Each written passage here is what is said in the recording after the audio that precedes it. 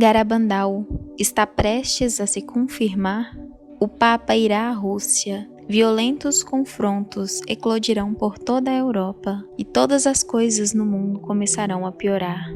Um sínodo com tema importante será o começo. Atenção, meus irmãos. Prestem muita atenção.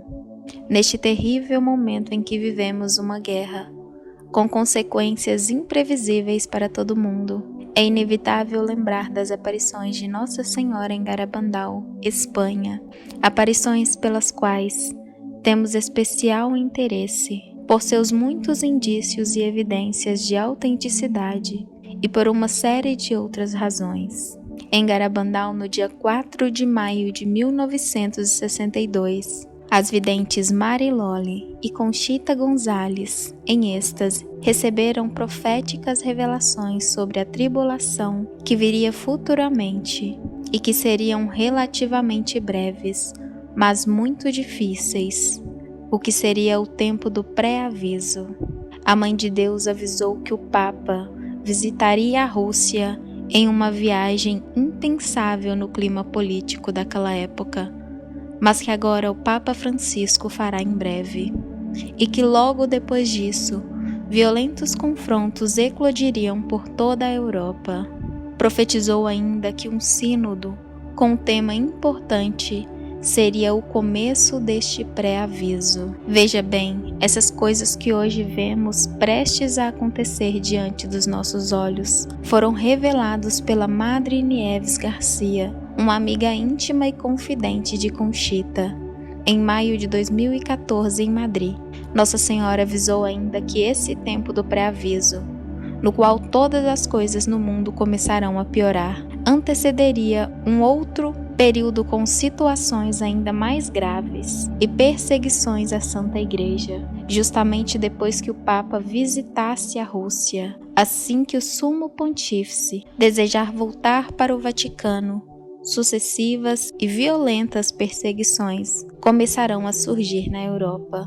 Esses sinais farão com que o mundo, e particularmente a Igreja, acreditem que então a mesma Igreja estará a ponto de desaparecer, o que será o pior momento da perseguição aos cristãos católicos.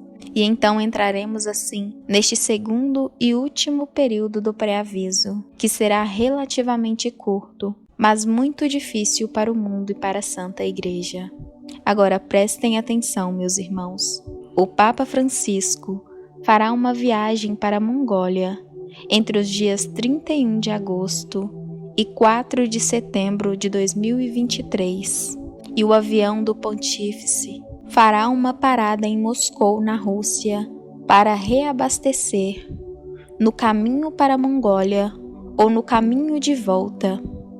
E o Papa Francisco expressou que gostaria de encontrar o patriarca Kirill em um dos aeroportos da capital russa. Seria a primeira vez que um Papa caminhará em solo russo.